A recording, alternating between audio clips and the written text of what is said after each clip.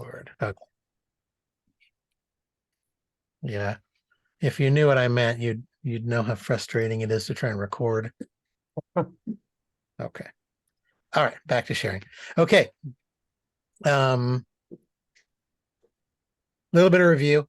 We talked last time just about the return of the Jews. That's a huge prophetic fulfillment out of Ezekiel chapter 37. And the more I'm studying, by the way, the more and more I'm confronted with how much end times prophecy is in the Old Testament.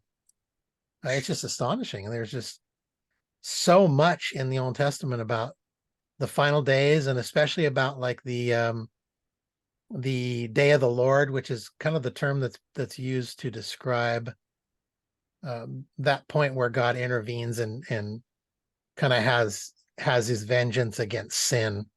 And we'll definitely get into that, so you'll know more about it.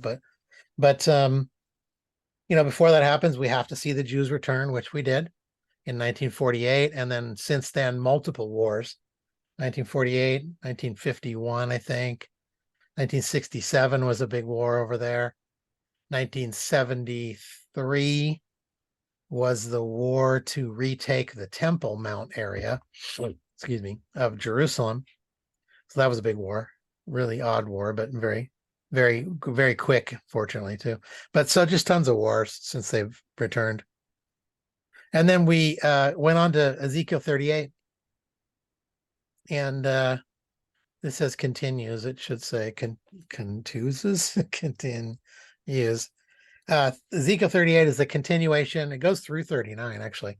But we're not going to study 39 because it's more of a poetic discourse on God, what God's going to end up doing in the very end. So we're going to study 37, and we started with that. But that prediction regards the last days where God begins to drag in these nations against Israel. Remember, God is for Israel, but God is also going to be punishing Israel. So the day of the Lord in the Old and New Testament is also known as Jacob's trouble, which means Israel is busted and God's not happy, and he's going to intervene and punish them, kind of like he did the first time, but he's punishing them again. And that's what Ezekiel 38 is partly about. But he's continuing this prediction about these nations that he's going to gather down. It says in 38, I will put a hook in your mouth, meaning I will do this and drag you down into war against Israel. And he mentions what we sort of interpreted under different names to be these countries, and there may be a few small ones that I'm missing, but a lot of mention about Turkey and Iran. These are kind of the two main ones. Turkey is sort of divided up into multiple people groups that lived in Turkey. Iran is mentioned not by name, but by the name Persia, because it had been a single empire for many years. So everybody who heard Persia knew that it meant that giant ancient empire, which is now Iran, technically Iran and Iraq, and even a little bit of India, but I wouldn't count them in there. But Iran and Iraq were made up what is now, or what was then, Persia. So, and then Libya, which is called Put. Syria is sort of involved in one of the descriptions of Turkey, but Syria and Lebanon, which are, if you remember, directly north and northwest of Israel. So little nations though. But Russia is mentioned. I think Russia is a very strong candidate for what's called Magog, the ancient place of Magog. We talked about that last time as well. But Magog is probably Russia. And then it mentions Eastern Africa, which it calls Cush, south of Egypt. And then there are a few smaller ones. But then it also says several nations that seem to remain either neutral or they're supportive of Israel. The language is kind of odd, but it seems to preclude them from actually being involved in this, but it also seems to imply that they are against these invading countries. And they're mentioned as like Saudi Arabia, which is called Sheba and Dedan. They make up Saudi Arabia. And then the Arab nations, that's also part of Sheba, the southern part of Saudi Arabia. And then it mentions something it calls Tarshish, which could either be Spain or it could be an alliance of the UK, US, even possibly Canada, because of the language and because nobody knows exactly where Tarshish was. UK is a very strong option for Tarshish. And I go into this in the longer version, but I took it out of this version. But the way Tarshish is described, it's the center of tin production in the Bible. And from time past until even now, the southern portion of the UK is where tin comes from. There are some areas in southern Spain that are still called Tarshish or Tarsus, some derivative of Tarshish, and could be the option too. So it could be Spain, it could be the UK, but it also talks about the young lions, meaning the nations that come out of the main nation. So I'm including the US and even Canada among those possibilities. So those nations are going to join in, either stay neutral or even join in to help Israel, but we're not certain about that. So we're going to begin our prediction of what would happen if that prophecy was true. So we asked ourselves, if it was true, what Ezekiel 38 says, what should we expect? And that's what we started on last week. Here's a real quick sort of kind of a bad map, but you'll kind of see what I'm talking about. So right where my pointer is, you guys can see my pointer, right? I think you can. But right where my pointer is, that's Israel right there. Yes, can Right. see it. Just above is Lebanon. Just above that, sort of where I'm circling, that's Syria. They're all sort of mentioned under these nations that compile and make Turkey, like Gomer, Beth Togarmah, several others. Magog is probably the nation of Russia. Could include the Ukraine, but it's described partly as Gomer because Gomer sort of was like this area across this land bridge and then into this area.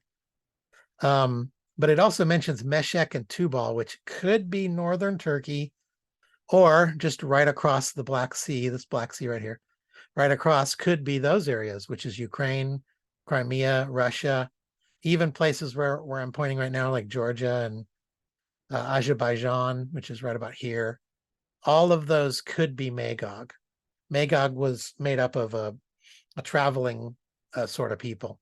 So they were known to have lived all the way from northern Turkey around the Black Sea, and then to have traveled up into the region that now makes up Russia, even across over to here, to these what I refer to as the Stan nations, like Turkmenistan and Uzbekistan and Afghanistan and Pakistan and that kind of thing. So all of these nations could also be partly Magog too. So, and then these are those alliance nations. It could be Spain, could be UK, it's Tarshish. Either way, it's the western area off the Mediterranean. And then Sheba and Dedan. Sheba is the southernmost part of Saudi Arabia. Dedan is sort of the central area of Saudi Arabia, right? And then there's areas right around where I'm pointing, like Jordan. They might be included in Dedan. We're not sure. Jordan's sort of right here. Maybe even Iraq. So that's kind of the lands we're talking about. So our claim was that the nations of Turkey, Syria, Lebanon, Iran, Iraq, Libya, Sudan / Ethiopia, that Eastern African area, and then Russia, Ukraine, that they're going to rally against Israel. That's what Ezekiel 38 seems to be saying. So we looked at one point last week, and that was, how do we describe it? That was Turkey and Libya forming a union, okay? So that's exhibit 1. Exhibit 2 is where we start. Very bottom of page 41, or yeah, 45. Sorry, I can't read it. 45, okay? Turkey and Lebanon are currently joining forces, right? And let me show you some proof. I've circled it in purple right there. That's kind of where Lebanon is, right? Here's the deal. Lebanon is sinking financially. They're in very, very bad place financially. Have been since about 2018. And then they were just destroyed by the pandemic. So Turkey and Lebanon are now joining forces. Turkey is sending aid, and now, if I have some later ones, they're basically bailing out Lebanon, right? And I'm going to show you something very interesting about why that is. Okay, just a bunch of headlines. Turkish aid after the blast. That's a massive blast that occurred in 2020, if you remember, near Beirut. Destroyed people's homes, destroyed a lot of stuff. They don't know what caused it. So could have been terrorism. Nobody knows. But Turkey is getting involved to help them. Is Turkey moving into northern Lebanon? Interesting question, right? They're probably moving into Syria, which is right next to Lebanon. Okay, a couple more. Turkey confirms its commitment to support Lebanon. That was from November of 21. Turkey offers to help Lebanon with crisis in the Gulf nations. That's from November of 21. November of 22, the Turkish-Lebanon nexus that may confront Netanyahu. So the union of these people could become an issue for Israel under Netanyahu, who was being elected and has now currently been elected. So that's the Turkish-Lebanon alliance that that we're starting to see, that which is straight out of Ezekiel 38. Okay, some more. Exhibit number 3. Turkey is moving politically against Israel. Turkey doesn't like Israel, right? Largely because of the Palestinian conflict, which doesn't make any sense. Because I don't know if you know this, but Turkish people are not Arab people. You might think they are. They are not affiliated as Arabs. They're not Persian. They're not Iraqi. They're not Saudi Arabian. They're not African. The Turkish people, let me go back to a map. The Turkish people, the people who now live in Turkey, came from this region right here, which is now the stands, when Genghis Khan and the Mongolian people in Genghis Khan, this is Mongolia right here, when they started taking over these lands, they were killing and destroying the people who lived in this area. Right here, I don't know what people group to call them. They may be similar to Pakistani or Indian people. I'm not sure what to call them nationally. But then these people fled from Genghis Khan and ended up over here in Turkey. They fled north and south of the Caspian Sea right here. And they ended up in Turkey and took over the land of Turkey. So it makes for an interesting story, because the Ezekiel, when it refers to the people that make up Turkey, they're not the same people group, which is interesting. But he doesn't describe them as a people group. He describes them as a land, a location. So we can easily transmit that over and say, yeah, it's not the same people, but they're in the same place. So, and he's looking at the future. So yeah, the Turkish people are not like Arab down here. They are actually from over in this land, like Indian / Pakistani, where that is, that kind of thing. So yeah, interesting little addendum there. So Turkey's Erdogan, who basically came out and said, whoever's on Israel's side, we are against them. This is from 2019. Netanyahu, Benjamin Netanyahu, he's the Israeli prime minister now, has been in office for a long time, but he was out of office for a little while until about 6 months ago. Now he's back in office again. So Erdogan does not like Israel and says anybody who helps Israel, we don't like them. Or this one, Turkey increasingly becoming a threat to Israel. Jerusalem is our city, Turkey's Erdogan declares. Now, again, he is not a Jew and he is not an Arab. He says this because he's a Muslim. And I'm going to explain more of that later. Okay. He says Jerusalem belongs to the Muslims. Excuse me. Turkish newspaper with close ties to Erdogan calls for joint Islamic army to fight Israel. Interesting. Notice the location of all the tanks and stuff that are pointing at Israel. This is by the Jewish News Syndicate, this JNS right here. But the map is provided by MEMRI, which I think is the Middle Eastern Media Research Institute. So it's an institute all about media, about Middle Eastern topics. So you'll notice, though, all these people groups pointing their guns and tanks at little Israel right there in the middle, okay? And it's being called for by Turkey. Turkey becoming a stabilizing force in the Middle East. Now, what he means by that is these areas around Israel, Turkey is financially supporting. This is Libya right here, what the Bible calls Put. All these nations down here, which the Bible calls Cush. All these nations over here. Turkey is supporting, and there's Lebanon and Syria right there. Turkey's supporting them because Turkey's got some money, although they're not in the greatest shape, but they've got money, right? Most recent ones, Turkey condemns the provocative acts by Israel's Ben-Gvir, who was the president of Israel at the time, not the prime minister, but he was kind of acting in charge. So Turkey condemns anything that Israel does, basically. Erdogan saying Turkey has played, about Erdogan, excuse me. Turkey has played a key role in organizing Syrian rebel groups over which its influence has steadily grown. It has launched several military incursions into Syria and keeps military presence in the country. Let me show you another map. I wish I had a better map, darn it. So here's Syria right here, okay? Israel, which is right here, has a border with Syria right up here, right above the Sea of Galilee, right there. So they have a border. Syria has been sending rockets over into this portion of Israel for years and years, decades, because of the Palestinian conflict. Turkey now is infiltrating Syria and sending their own troops to that same border, as, by the way, as is Iran, which we'll probably get to. So Iran is also amassing troops on the northern border of Israel right now. A couple more headlines. Let's see, where am I? There we go. Oh, well, one last one. Turkey building a, quote, medieval mercenary communities in Syria. So Turkey is placing armaments and people into Syria, because Syria is a civil war mess right now, in the hopes of taking over the land that is now Israel. Okay. So that's Turkey and Syria and their connection. Exhibit 4. Turkey is aligning with Ethiopia, Sudan, and Somalia, what we called Kush. And that's this land here in purple, right? So Turkey up here is aligning with these people down here. I'll explain why. Libya is becoming a launching pad for Ankara's designs in Sudan and beyond. Ankara is in Turkey, capital of Turkey.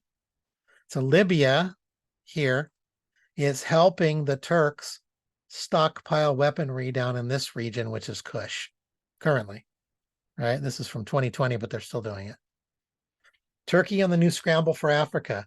The Ottoman designs or unfounded fears. This is from 2019. Ethiopia. Ethiopia and Turkey. Ankara's ongoing economic and military support. So Turkey supporting Ethiopia, which again is Kush. Okay. Turkey, Ethiopia stood by each other in times of difficulties, says Turkish ambassador. Yeah, Tammy. Do you mind, just, you're going super, super fast. So if you could you go back to 599 just so we can see the names of the ones that you said were go up 3 more? 599. What there? Sudan and Somalia. Oh, you're right. Thank you. You're supposed to fill it in. Sorry. Yeah. Yeah. So that is 4. So Turkey is aligning with Ethiopia, Sudan, and Somalia. I'll try to slow down on those. I forget what you have to fill in.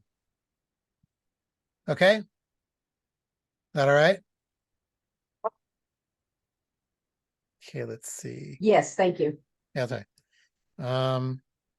So just a whole bunch of Turkey being involved in Somalia, Sudan, all those Kush nations down there. Okay.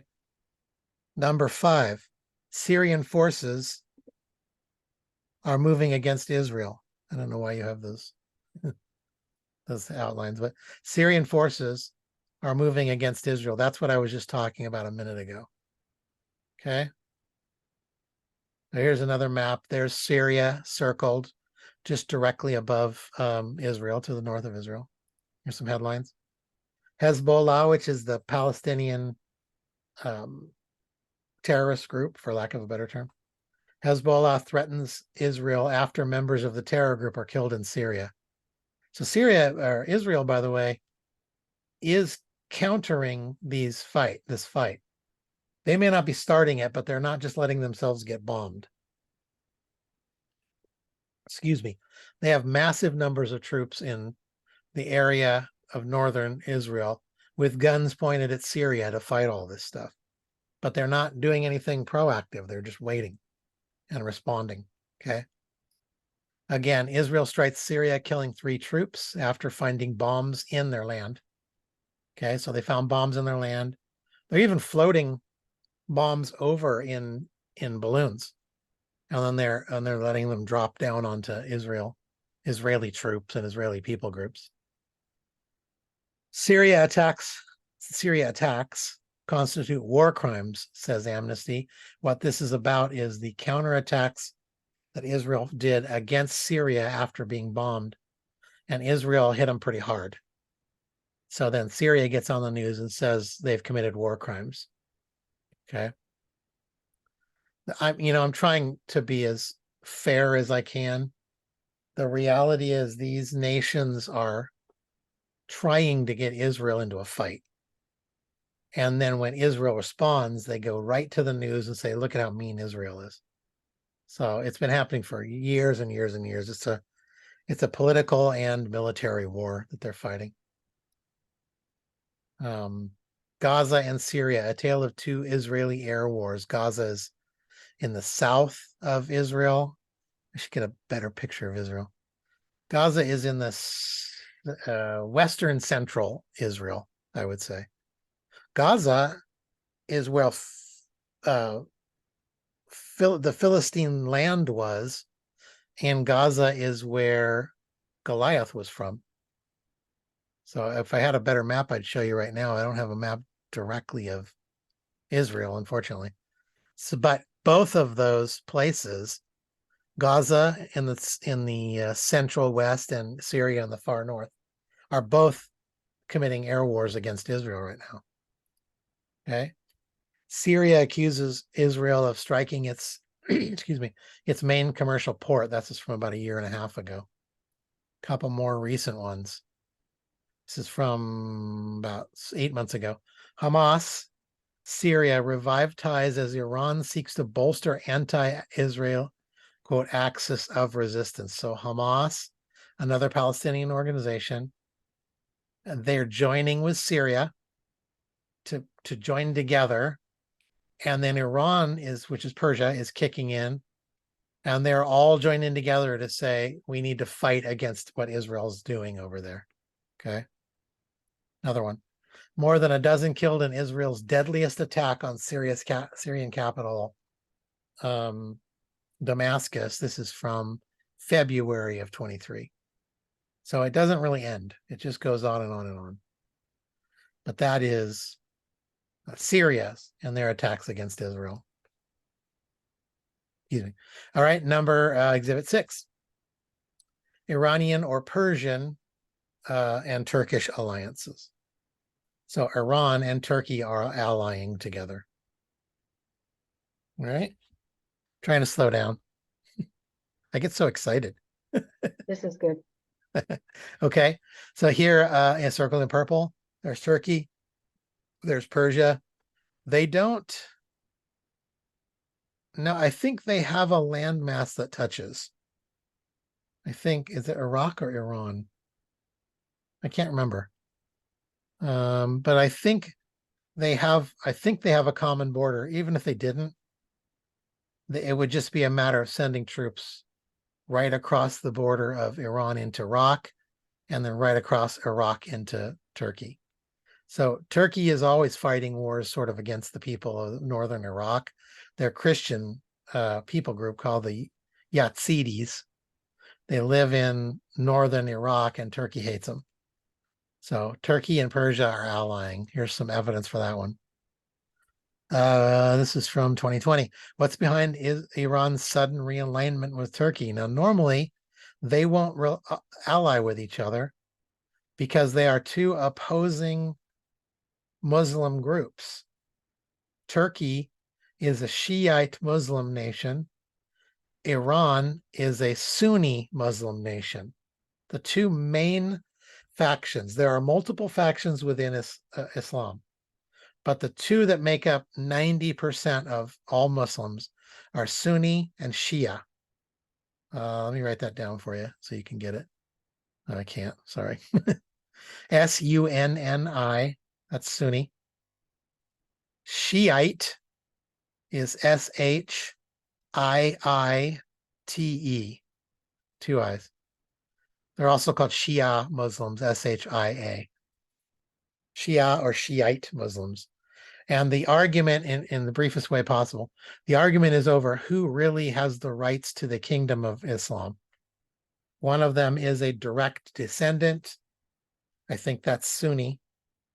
And the other is like the leading general. So when Muhammad died, there were fights as to who gets to take over the nation or the empire of Islam. And it ends up breaking them into multiple groups, mainly Sunni and Shia. One of them is a daughter, the family line of a daughter. The other one is a general in Muhammad's army. So that's a quick, Islam lesson for you. But they don't like each other. They're outspokenly against each other. So when Iran and Turkey align, it's very odd on the world stage. Okay, there's one. The Iranian-Turkey alliance, is it a plan for regional domination? Yeah, very possibly. Yeah. Another one. Iran and Turkey hope to sign cooperation roadmap in Erdogan's visit. This is again from, here it is, from December of 21. Erdogan, a Sunni, he's the prime minister of Turkey, goes to visit Iran. And the theory is that they're cooperating now. They're trying to find a way to gather together. Iran emerges as a catalyst for closer ties on the Turkey, UAE, that's United Arab Emirates, Israeli triangle. So there's these three groups that hate each other. Israel, Turkey, which is Sunni, and UAE, which is an entirely different group. I think they're called Sufi, or they have another name. And like I said, there's about 9 splinter groups off of Islam, and they all hate each other. So Iran is sort of trying to get these people together. A couple of recent ones. Turkey's and Iran's drone supply in the war in Ukraine. So Turkey and Iran are joining forces together to create drones to supply to Russia for Russia to fight Ukraine. Russia is in alliance with these Muslim nations, and whereas obviously Ukraine is against Russia and against all those people. Although you will see headlines about Turkey trying to play both sides, but another fairly recent one. This is from January. Turkey welcomes the decision for Iran to join talks between Ankara, that's Turkey, and Damascus, that's Syria. So Turkey is trying to broker talks between Persia or Iran, and then Turkey and Syria. That's all those 3 nations right there. All right. That was 6. 7. Turkish/Ukrainian/Russian alliances, aka the Magog countries. Right. So Turkish alliance is making alliances with Ukraine and Russia, oddly enough. You have to understand Turkey's got a really weird history. Because if you don't know, Turkey is, I think Turkey's a NATO country, believe it or not, even though they hate the US. And Turkey houses our nuclear armaments supply that's pointed toward Russia. In other words, US owns land in Turkey where it stockpiles military stuff, mainly nuclear weapons, missiles, pointed at Russia, all from the Cold War era. So when Russia was a threat, we went to Turkey and said, let us put our missiles here. And Turkey said yes, and we still have those there. So Turkey has to play pro-US and pro-Russia because they like Russia better. Okay? So the fact that Russia's fighting Ukrainian, but all three of those, including Turkey, are listed. Yes. Is that to come? Well, I don't know. That's a good question. That's kind of the argument or The implication, yeah. Yeah, I think so. I mean, if I had to guess, I would say so. Especially with the current Ukrainian-Russian war ramping up, it's getting worse and worse. It's not really getting any better. Right. So, yeah, it's very possible. Yeah. So we're going to see that alliance there. By the way, is Magog, which is Russia. I'm including Ukraine, which is sort of where my cursor is, right there, and then Russia, which is this whole giant nation, but most of the people in Russia live sort of in this area. The rest is, this is all, what do you call that? The northern part of Russia, where it's so bad nobody ever goes there. Snow. Yeah, the snowland. What's that called? I can't remember what it's called. Anyway, that's what I'm talking about. Here's some headlines. I thought they called it Death Valley or something like that. Some type of death thing. Death Valley's I'm not California. sure. Yeah, well, I'm just saying, like, they have some form of it. Siberia. Siberia. Yeah, that works. That name, works. But this is all the area of Siberia way up north. It's so far north, nobody can really live there. So this is all Siberia up here, but it's all part of Russia. So there's Russia way out here, but the bulk of Russians live basically within that circle right there. And Moscow is right about there. St. Petersburg and all the area over here is heavily populated. So, Turkey, Ukraine signed a military cooperation agreement. Very interesting. Basically, it's an agreement that says we're not going to bomb each other. It isn't really, they're not helping each other. They're just agreeing not to kill each other. Turkey on course to a strategic partnership with Ukraine. Very interesting. This is from, I don't know when it's from, but that's Zelensky, the head of Ukraine. And I think it's before the war started, if I remember right.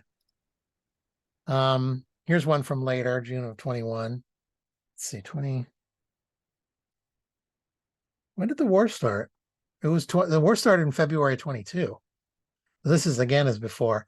Russia, Syria, and Turkey and Hamas congratulate Iran's Raisi on his election win. I don't know why this is here.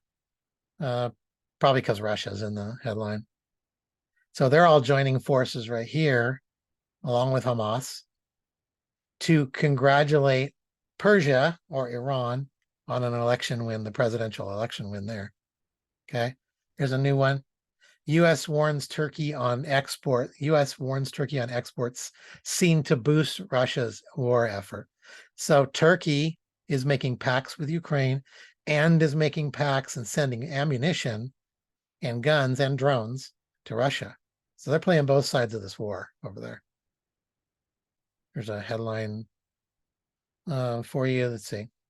The three countries right here discussed Syria as part of the so-called Astana peace process, which aims to restore peace to the country. Iran and Russia support Syrian President Bashar al-Assad, while Turkey has historically backed the rebel forces.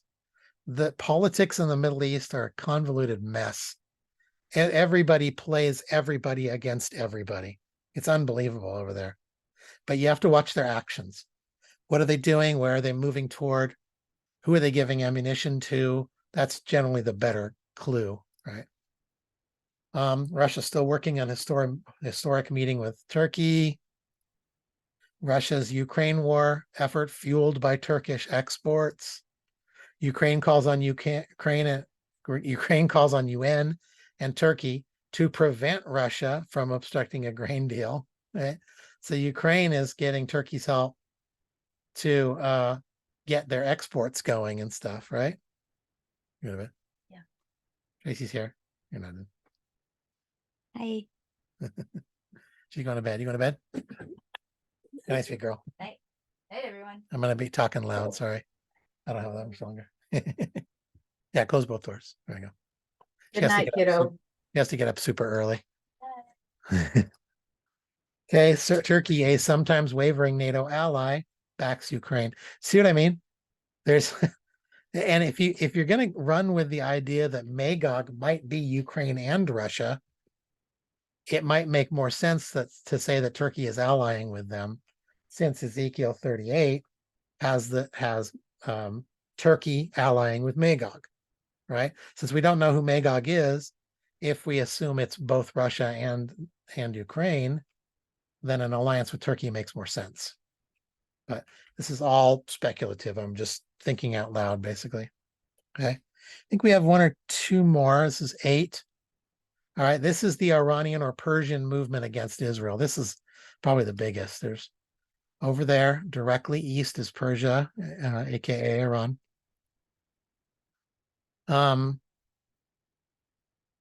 Yeah, this was the impetus for President Biden's recent Syrian missile strikes. I don't remember that story as well as I did when I wrote it, so I'm not going to bother with that. Iran opens a second front against Israel's border.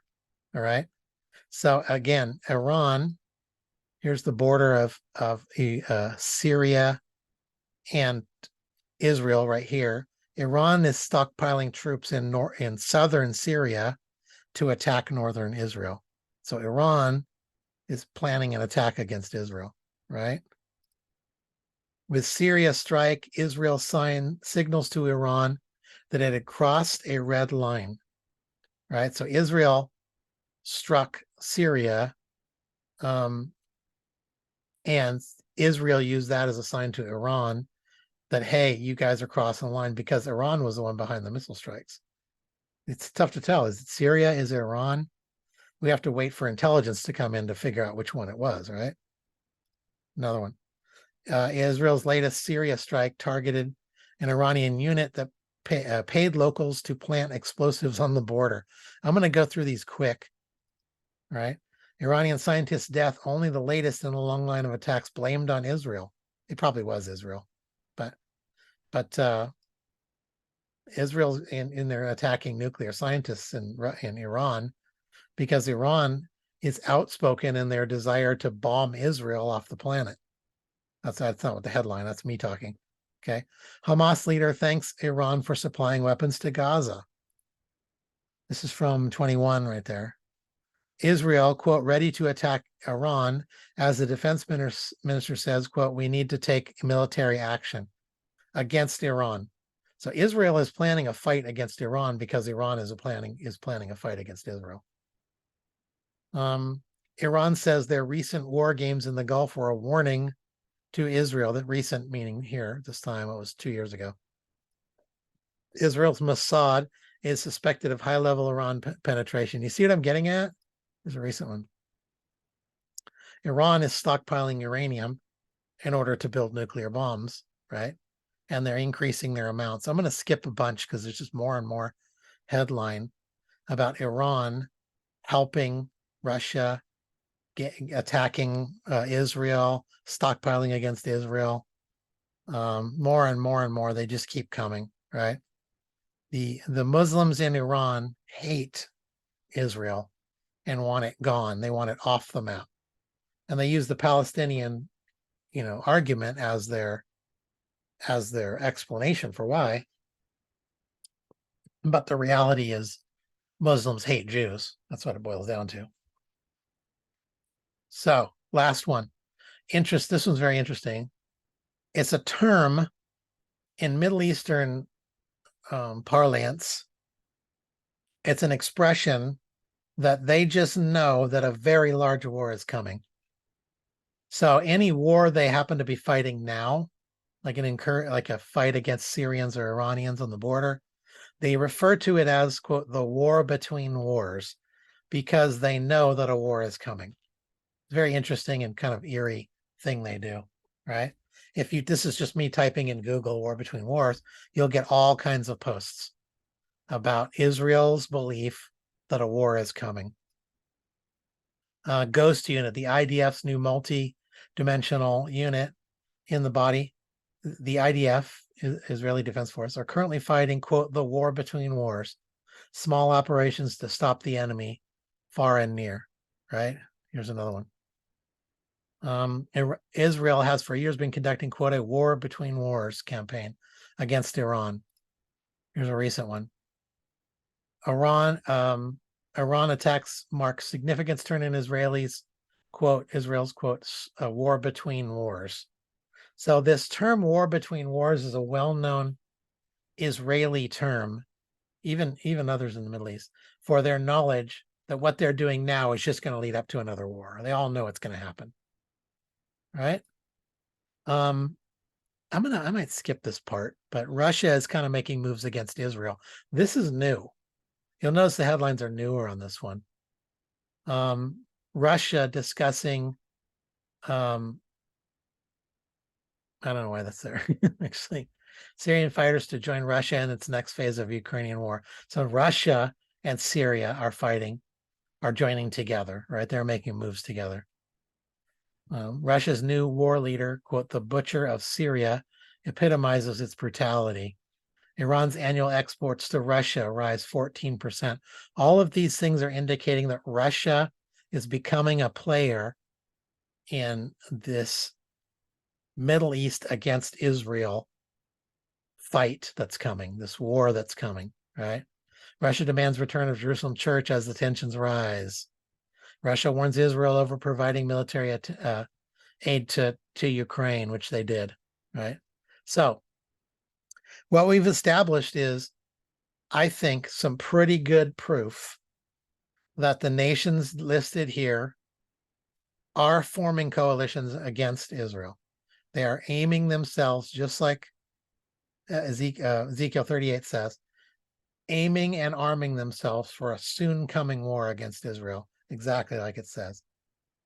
So this is our second claim, right? And that's that the nations of Saudi Arabia, the Arab states, Jordan, aka Spain or the UK, are going to rally for Israel. I'm going to go through this one fast because it's not quite as important, right? Couple exhibits in this one. Israel and Saudi Arabia have peace accords. This occurred initially under Trump, the Abrahamic Accords, they called it, right? But they're compiling historic peace accords, right? Remember, these two nations, this is circled in pink right here, these two nations hate each other because of Muslim belief systems. Saudi Arabia is Muslim and a big source of who the Palestinian people are, and have hated and attacked Israel for years. But suddenly they are pushing peace accords with Israel for some reason. We have no idea why, right? A couple more headlines. The writing is on the wall for Saudi-Israeli peace. Former U.S. Secretary of State Pompeo, many Saudis want normalization with Israel. Prospects for Saudi-Israeli peace treaty are bright. This is from 2020. Signs that Saudis are edging toward historic Israel peace deal. This is completely out of the blue. Nobody knows why this is coming. Israel and the United Arab Emirates reach historic peace deal. Never before. Trump announces peace deal between Bahrain and Israel, another one of the Sheba countries, right? Trump announces peace deal between Israel and UAE again. Israel steps up talks with Saudi Arabia over their ties with Israelis combat, I don't know what, combative nation, Iran, whatever. Okay. Has Iran accepted the growth of the Israeli-Saudi ties under Netanyahu? This is an analysis piece. So they are growing in their ties between the two nations that have historically hated each other. Okay. Next one. Exhibit 2, the European/US or Tarshish support of Israel. Okay, I'll let you write that down real quick. I know I'm moving fast. You really don't need to be writing all these headlines down. In fact, you could probably just type in Sudanese Turkish alliance and you'd find all kinds of Google articles about it. Any of those things I mentioned before. Or you could type in these things, Saudi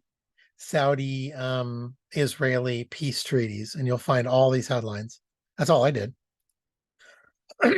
How the UK military supports Israel's combat operations against Palestine, or the Palestinians, I should say. The raw truth about the UK's special relationship with Israel. Why is the U.S. unequivocal in its support for Israel? We always have been. Even when we have presidents like we do now that don't really care for Israel and sort of support the Palestinians, our military and political support is largely toward Israel, probably because there are so many Jews left in the U.S., right? But the U.S. is ramping up its support of Israel. Here's another one. The Jordanian and Israeli relationships are improving. This again would fit into that Saudi Arabian thing. But I will say that Jordan has a special place in prophecy. It's specifically stated that Jordan will be spared when the end times come.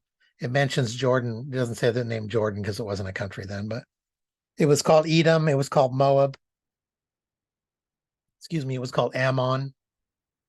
All of those nations make up what is now Jordan. But it's mentioned in the Bible that they'll be spared. So it kind of sounds like there's Sheba and Edom. It kind of sounds like they will not ally with the enemies of Israel. Okay. A couple headlines for you there. There's another one.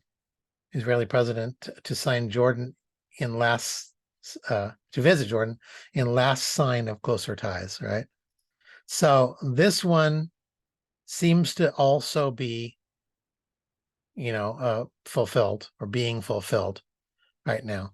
So both of these are claims from Ezekiel, and both of them seem to be occurring right now, according to these headlines that we've been talking about. All right. So we are literally watching the prophecies of Ezekiel, which it says are in the last days, as they play out right now. It's happening right now before our eyes. If you keep your focus on them, you'll see even more of it. All right. So that ends that. I'm going to continue on in just a second with another one of these events. Do you have any questions that you want to ask, or anything you missed that I need to go back to, or anything? Oh, so many, but way too fast. So many. No, it's okay. I'll just watch it again later. Okay. Yeah. Like I said, don't feel like you need to jot everything down. I think you will remember the general idea, and that's just read. If you're unsure, read Ezekiel 38. Remember who those nations are, and then just watch the news. It's that simple. You'll see it. You'll see it coming together now. Okay. So this is our next event. Remember, I was going to tell you these signposts or events that are going to happen. I'm calling this one Event 3, the beginning of birth pains. And that's those things that we saw when we read Jesus's Sermon on the Mount, or Sermon on the Mount of Olives in Matthew 24. He mentions these things, and we went through those: racism, war, false messiahs, physical disasters, a falling away. I'm only going to focus on one because a lot of these we covered already. I'm going to focus on this great falling away because that's one we didn't really touch a whole lot when we talked about it. Okay. Unfortunately, another aspect of the beginning of birth pains is the martyrdom of Christians. And over there, it's definitely happening and has been happening for a while.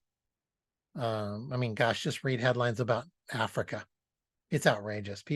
Christians are being murdered constantly over there, and it's moving from there outward.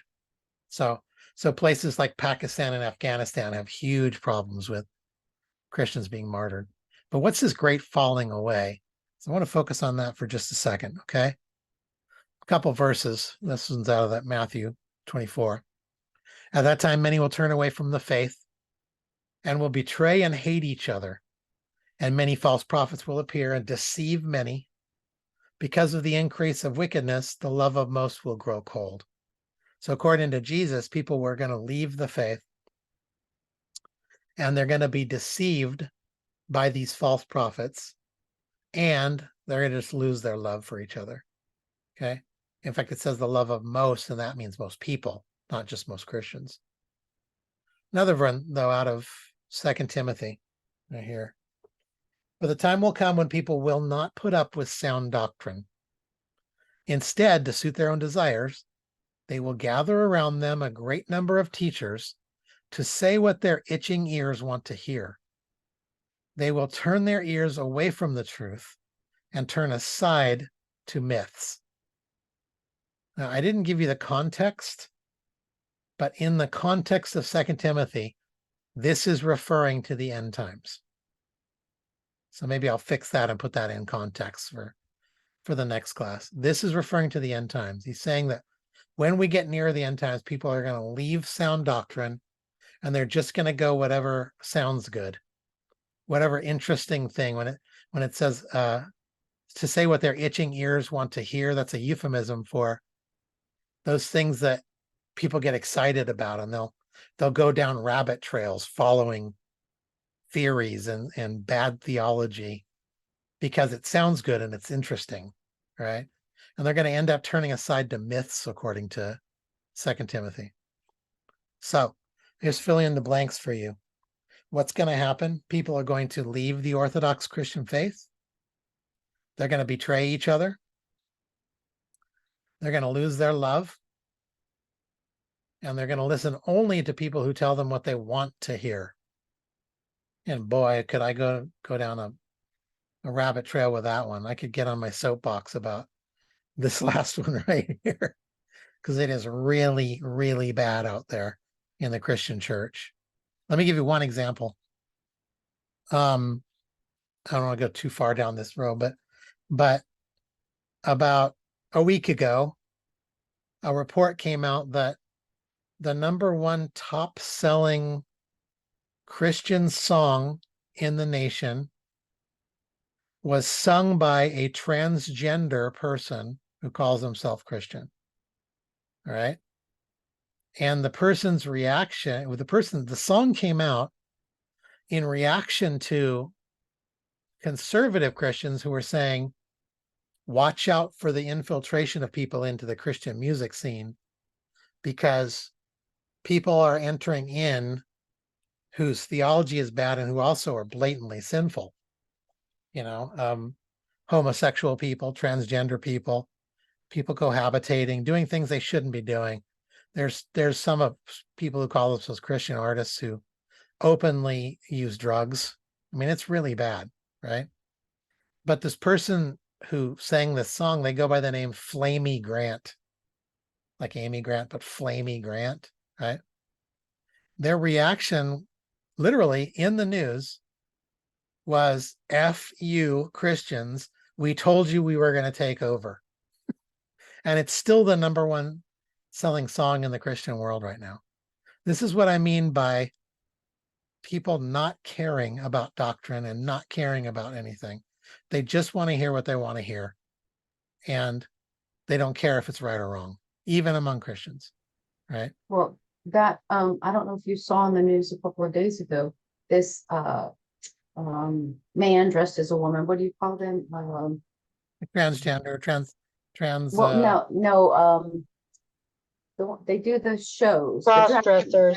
The drag Drag queen. queen. Yeah, there we go. So- Drag queen. Yeah. Cross-dressers. So this drag queen man went up on stage in this church, and he had a skirt that was so short it didn't even cover his bottom, and he had like a thong, and he was shaking it in front of the church, and he turned around and he said, it's so great that this church welcomes me. I feel welcome here. And how the church was so open to him. And I thought, if that were a woman, just a regular woman dressed like that, she'd been kicked out of the church. Yeah. It's unbelievable. Yeah. Yes, absolutely. Yeah, it really is. And we're just getting more and more and more of that. It's the church in America, sound like a naysaying doomsdayer, but the church in America is not doing well. It's extremely unhealthy. And it's this allowance of sin in the door. It's welcome. They're welcoming sin in the door. They don't care about what the Bible says about it. They want to be accepted. They want the church to look good. They've bought this lie that the world's not going to like us if they don't. We're not going to become Christians if they don't like us. That's an absolute blatant lie. If they can't tell the difference between the church and the world, why would they ever bother coming to church anyway? There's no point. There's no difference between there's nothing to gain from going. It's really bad. We're in very bad shape. Our church, I Preach think, is it, okay. brother, preach it. Yeah. Our church is okay. And rest assured, this is going to sound really dumb, but I'll since I started the sentence, there are a lot of us who, if our church started going downhill, we would not sit idly by. We would make bold moves to not let that happen because we're watching Absolutely. everything else happen, you know. Absolutely. So Well, y'all there- let me speak on my topic, so you yeah, know that's exactly. definitely Which was- open. And that's a prime example of using the stuff that's thrown into America today that's supposed to be normal. And then you, having gone through it, coming out and saying, hey, this was a lie and fell into. This is not what they're supposed to be. And I Right. think that's your voice is so important in helping people open their eyes to the stuff that's sneaking in. Right. Yeah. And actually, it's not even sneaking in. That's Not just anymore. thrown in the faces. No. It was sneaking in 5 years ago. Now it's just barging in. Yes, absolutely, like a bull in a you, china shop. All right. So there's going to be a falling away. Here's another, I think this is the bottom of 47. Mark this, terrible times in the last days. I think I already said this. Yeah. Having a form of godliness, but denying its power. Okay. Actually, I didn't say this one. Terrible times in the last days. People will be lovers of themselves, lovers of money, boastful, proud, abusive, disobedient to parents, ungrateful, unholy, without love, unforgiving, slanderous, without self-control, a lot of adjectives, brutal, not lovers of good, treacherous, rash, conceited, lovers of pleasure rather than lovers of God. Interesting way to end it. Having a form of godliness, but denying its power. It's an interesting sentence, right? What does that mean? So, every commentator has a different view of what that means, but just think about it, what it says, all right? It would appear that they are going to look like they are godly and maybe even act like they're godly, but they're going to deny its power, meaning what it is that makes something good or godly. So in other words, they will be atheistic in their claims, but they will look as if they're very good moral people, right? So, and I just throw down fake goodness, all right? They're going to deny where it comes from. Fake goodness. If you haven't seen the social justice or cancel culture world, that's exactly what I'm talking about. These are people who stand up and claim that they're doing what's good, but they have no affiliation with God, who technically is the source of good. So good is only good as long as God calls it good, or as long as it matches God. But they're doing things that are blatantly bad, calling themselves good, and completely denying God's attachment to it. So I don't know if that makes sense, but it's an intriguing one to me that the Bible says this is going to occur in the last days, right? So we're going to get a couple more done, hopefully. We got a few minutes here. Here's where we go to event number 4. We're on page 48 now. And that's the rise of Antichrist, okay? So at some point, a military leader is going to arise in the Middle East, right? Now, we're going to go way more into who is the Antichrist at some point in the future. But this really is what is known in the Bible as the first of the seals. There are, according to the Bible, 6 seals, right? 7 seals. 7 seals. 7 seals. And if you read through Revelation, you'll know what I mean. Oh, it's in Revelation chapter 6, but it's 7 seals, right? The first 4 of the seals are what we've always called the 4 horsemen of the apocalypse. That's what that means. So the first horseman of the apocalypse is the Antichrist.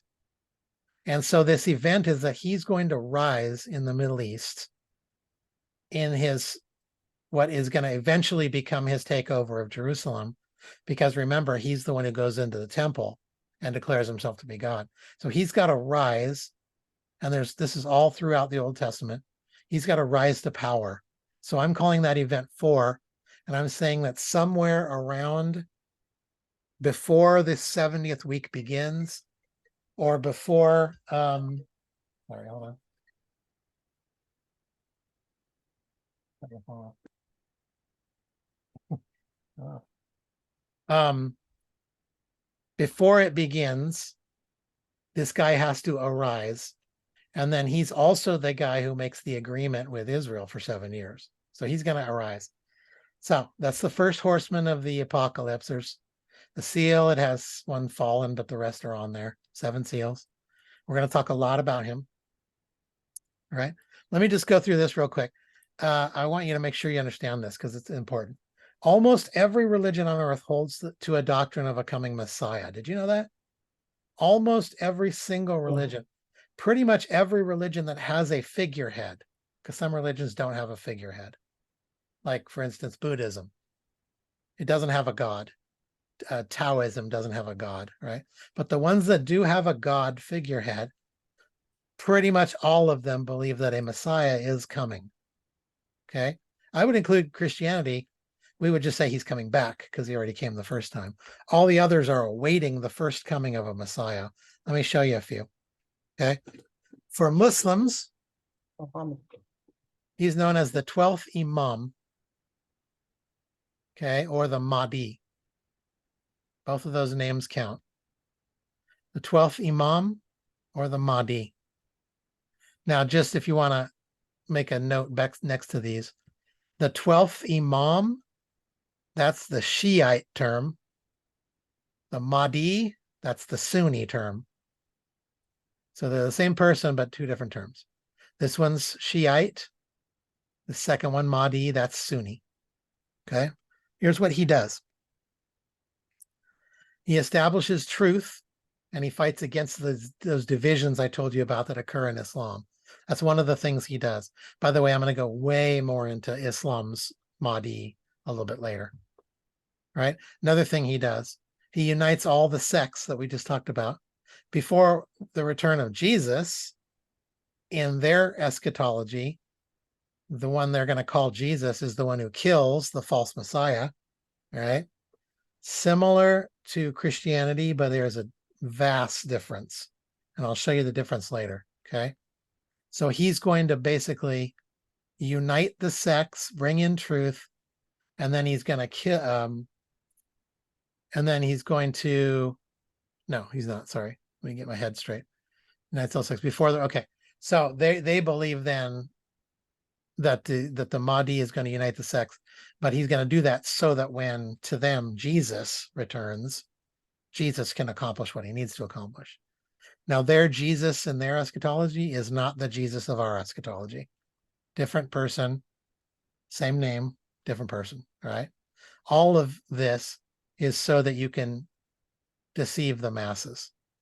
So even some Christians are going to say, oh, the Muslims are calling him Jesus. It must be him. It's not him. Okay. So that's the Muslims. For the Jews, it's what they call the Messiah. Okay. Messiah is a Jewish king from the line of David. The kingly line of David. Okay. That means, by the way, that he will be a descendant of David's family line. That's also what that means. And he also brings peace. And then, where am I here? Yeah, brings peace and then rules the Jewish people during the Messianic age, which they believe is going to come. We would say that's already been done, or that the Messiah has already come. We would probably not say that the Messianic age has come yet. So to them, they don't believe Jesus is Messiah and they're still waiting. Okay. Go to the next one. All right. Here's the Buddhist one. Buddhists do have a belief in a coming guy. I said they don't have a figurehead, but they do have a belief. It's called the Maitreya, right? It may not be a person. It may be like a time or a mysterious spiritual awakening, something like that. Whatever it is, it's going to help people achieve complete enlightenment. That's what the Buddhist end game is enlightenment. Becoming aware of truth is enlightenment. He's also going to teach the Dharma, which is the perfect teaching of law and order. So for Buddhists, the Maitreya is going to teach the law and he's going to give truth. Hinduism, it's the Kalki. He is the 10th and final incarnation of Vishnu. Could also be a she. I'm not sure if the Kalki is a male. So that's an incarnation of Vishnu, which is kind of one of their gods. He becomes incarnated and then comes to Earth, right? And the goal being to end the age of darkness. Okay? To end the present age of darkness. Don't worry about this Kali Yuga stuff. Okay, that's Buddhism and Hinduism.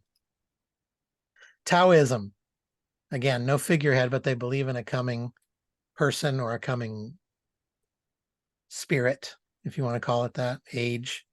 They call it the Li Hong. And the Li Hong rescues what they call the chosen people, right? Just keep in mind the language that I'm underlining, the stuff you're filling in. Zoroastrianism, that person's name is the Shashank. Okay, Zoroastrianism, very obscure, relatively small Middle Eastern belief. Okay. This guy is known as the man of peace who battles the forces of evil. Okay. His agents, when they come, will resurrect the dead. His followers will be cleansed and reunited with God. I'll leave that for a second so you can write.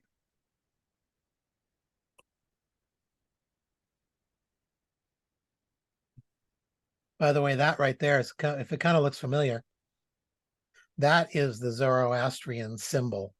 And you probably recognize it from different areas, except that there's a man on top of this, like riding this winged creature. It almost looks Native American a little bit, but there's a person riding it. Okay. Even in America, we have this stuff. The superhero who does the same stuff, brings in peace, destroys evil, establishes a good society, teaches everyone how to behave and be kind to each other and follow the law. Even in America, we have, and it's not religious, not really. It's just a belief that we Americans have. All right. I'll leave that for a sec.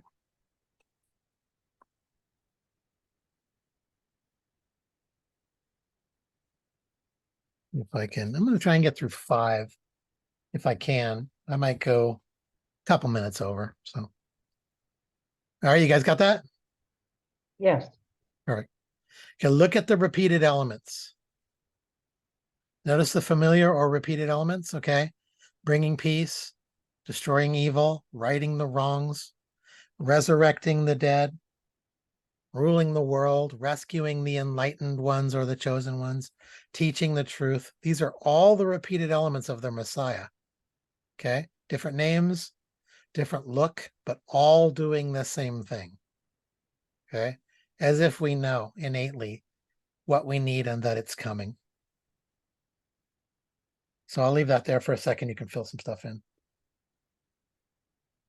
I find it fascinating that all of these religions hold to this coming Messiah, and all of them, their Messiah does all the same thing. It's just fascinating to me. And when we get in more into the Muslim aspects, you'll probably understand more why these elements are the same. Okay.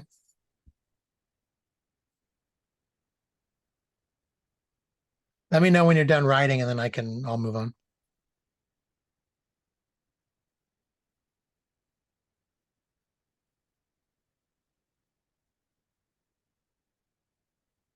I'm done.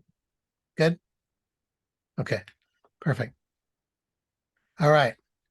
The point being, everybody is looking for a man of peace. All right. We know the world needs rescue. And by the way, I'll show you a graph in just a second. When I say that, I mean pretty much everybody.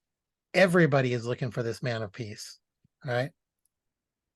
All that to say that when a coming figure arises and fulfills our desire for a Messiah, right? If you remember what we said about false messiahs, then every major religion has one coming. So everybody is awaiting this false messiah. Okay. However, if Christianity is true, these messiahs are false, right? And one of them would fit perfectly as the Christian Antichrist. One of them, if he's convincing enough, one of these could fit as the Christian Antichrist, or it could be that the Antichrist, just in the minds of these religions, just fulfills the job title. They will buy him as the coming Messiah they've been waiting for. All right.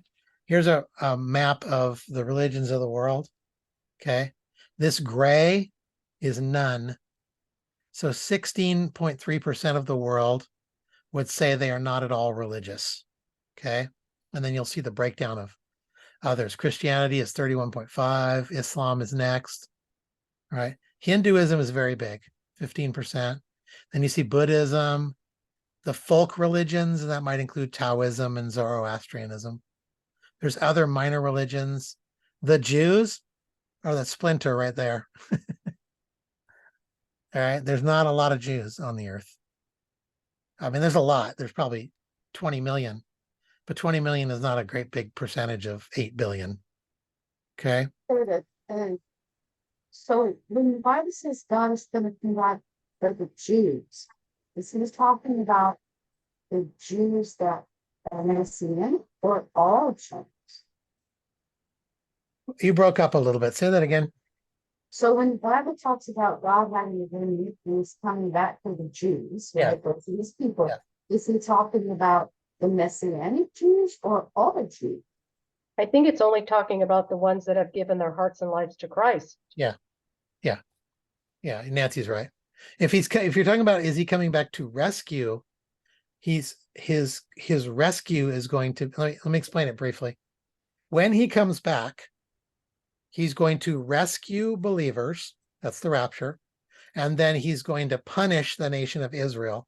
That's known as the day of the Lord. But he's also going to do drastic measures to try and get as many Jews into the kingdom as he possibly can.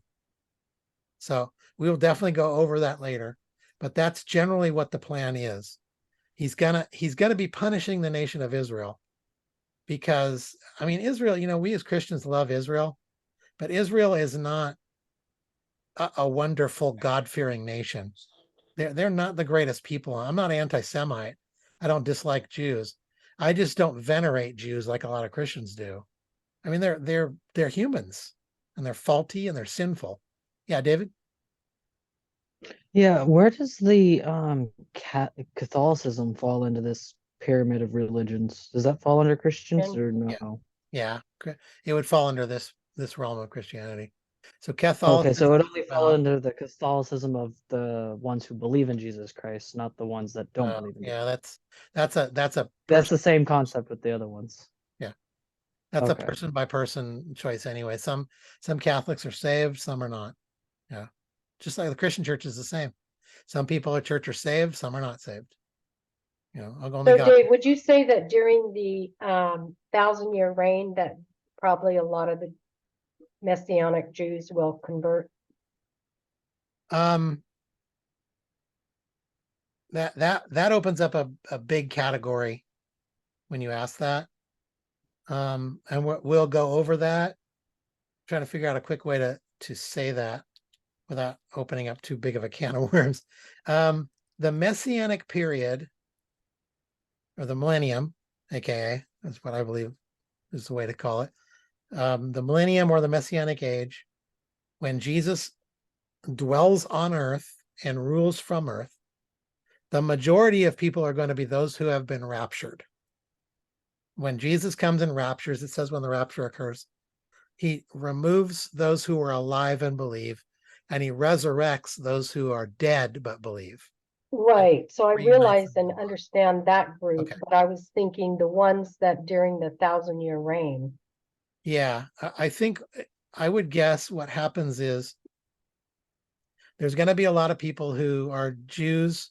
I think the Jews who are Messianic, the Christian Jews or the saved Jews, I think they will actually be co-rulers with Jesus during the 1,000-year reign, I right? think I'm so, but sorry, that's- I meant the Judaism or the other Jews that don't believe Jesus came. I think they're sort of eliminated with everybody else who's eliminated. I don't think special favor is given to them. I think what seems to happen is that before he starts the 1,000 years, for lack of a better term, he cleans house. Yeah. Meaning he probably eliminates pretty much everyone. So do you think maybe during that 70th week or that 7-year period that there will be some of the Jews that realized that Jesus did come? Yes. Maybe that was the period I was more so thinking of. Okay.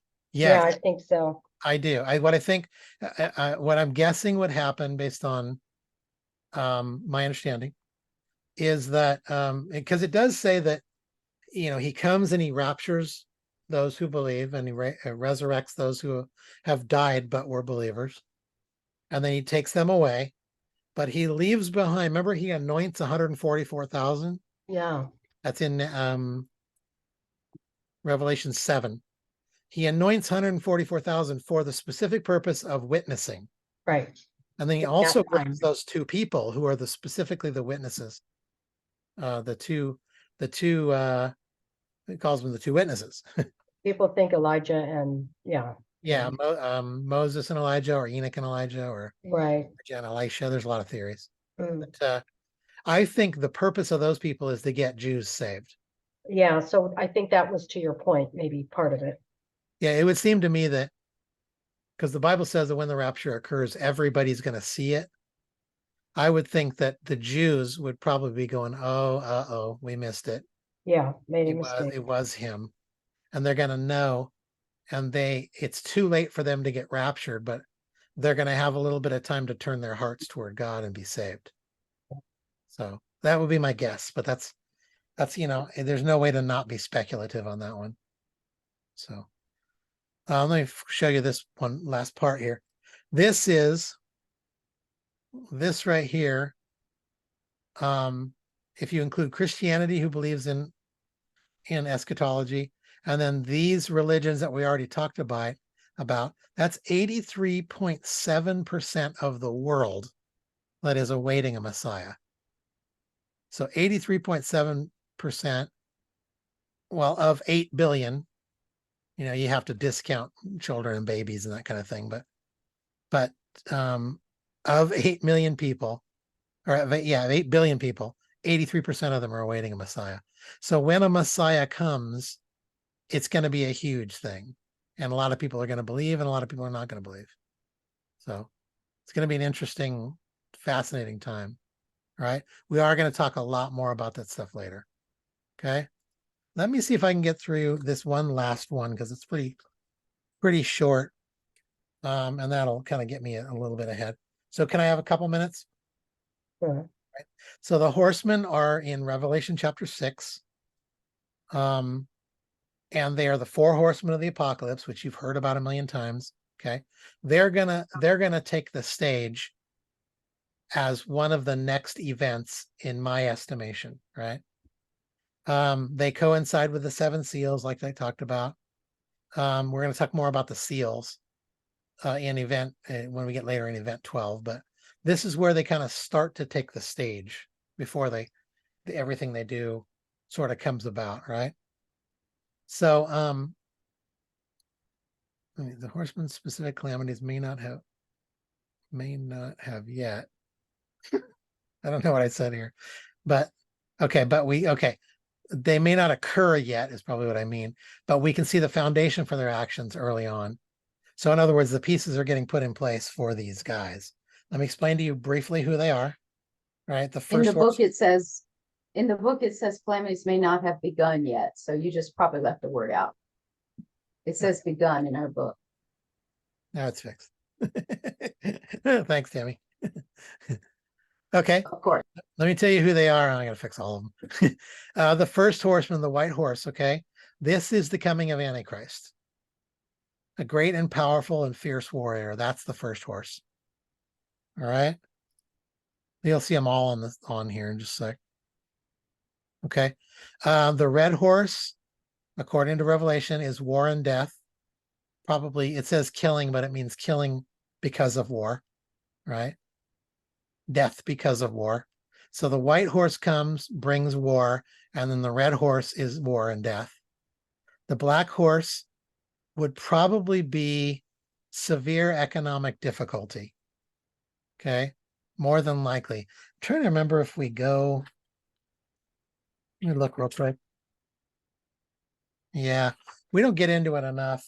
I don't think I might have taken some parts of this out to make this a little shorter. But if you've ever read the Black Horse one, read it tonight if you can. It's Revelation 6, and it's only about the first 9 verses or so. Talks about the black horse is the one who starts shouting about how much money it costs for grain. And it's like a day's wages for a loaf of bread. I want you to think about that. Basically, that means however much you make in a day, that's how much a loaf of bread is going to cost. So the theory is that the black horse signifies severe economic difficulty, severe inflation. Everything is so expensive, you basically can't afford anything, right? And then the last one is known as the pale horse. Sometimes he's called the green horse, right? But it's the type of pale that happens when you get sick. That's the term used in the language. So it's a pale or green horse, and it signifies death by plague, famine, and much more, right? So, yeah, you don't need to write that part down.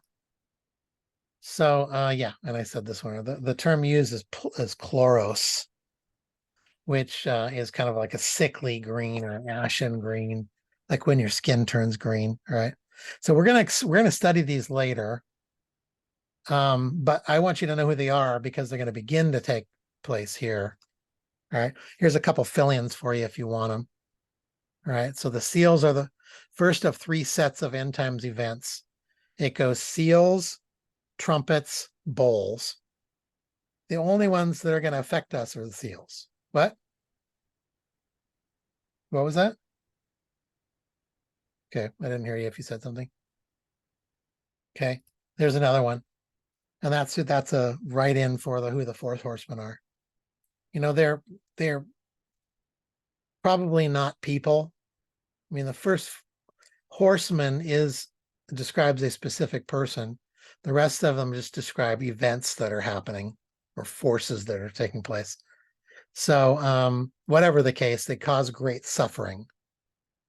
So no matter what order they're in, it would seem to be that they start when the first horseman comes, which is the Antichrist.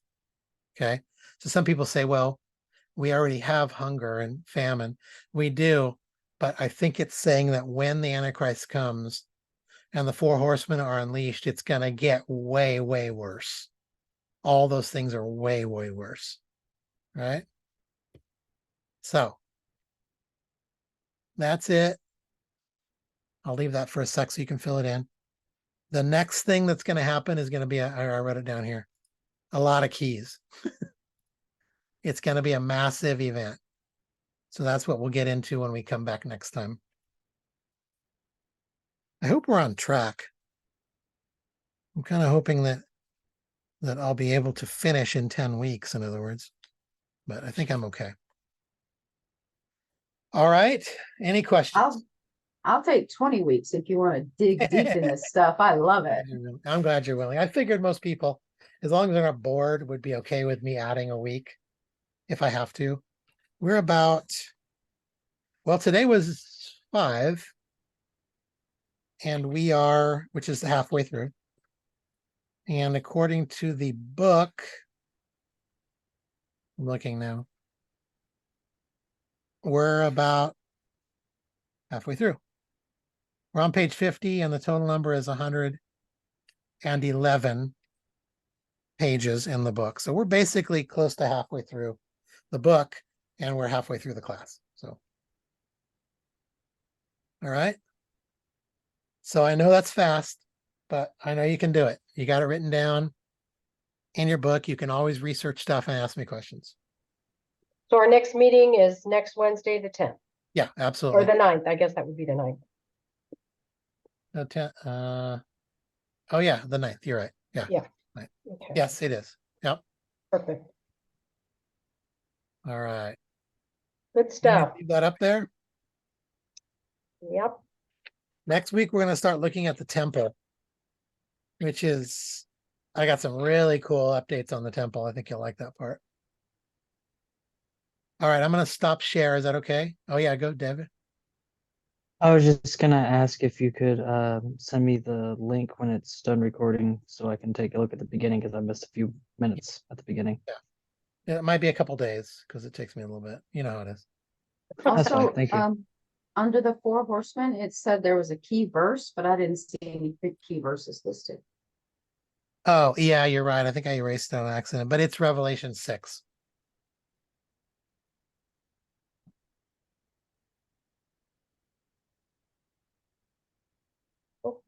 Okay. All right. Thank you, Dave. You're welcome. Thanks, Dave. Everybody. All right. Take care. Get excited. You too, definitely. It's scary, but it's exciting. Yep, Okay. good stuff. Bye-bye. Bye. All right, you guys. Good night. Night.